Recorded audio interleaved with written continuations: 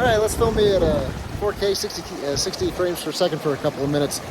I just showed you a video of me walking. And I'm not going to keep doing 4K videos because I think this will burn up my phone. But I mean, behind me is this mass of water.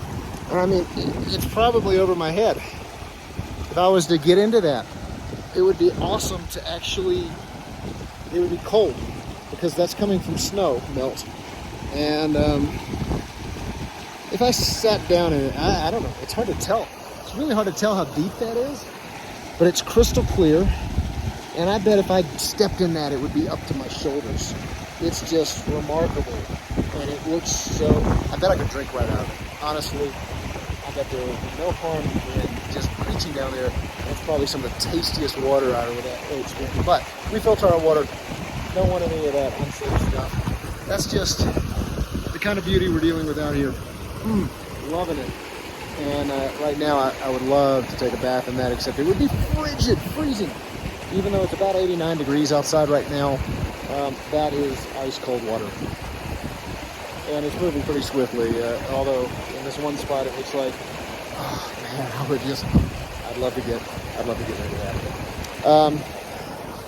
The negative of this is this whole area right here behind me is like a swamp. I better get back to camp without getting muddy feet. So we've been hiking in the Wind River Range since July 3rd. Today is July 8th.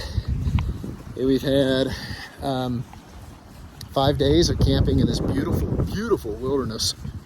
And I highly encourage people to try stuff like this. We're hiking about 7 miles a day.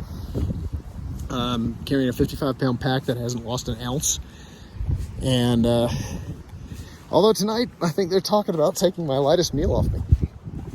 That'll be nice, at least at some weight.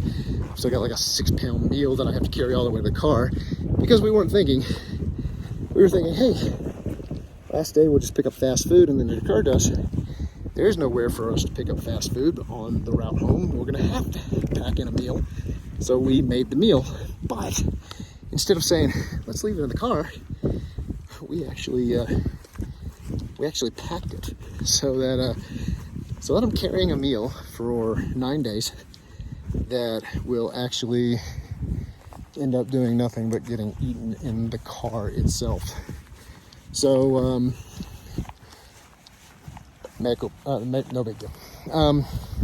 Yikes, swamp. Let me not get my feet wet. Gotta step over this stuff.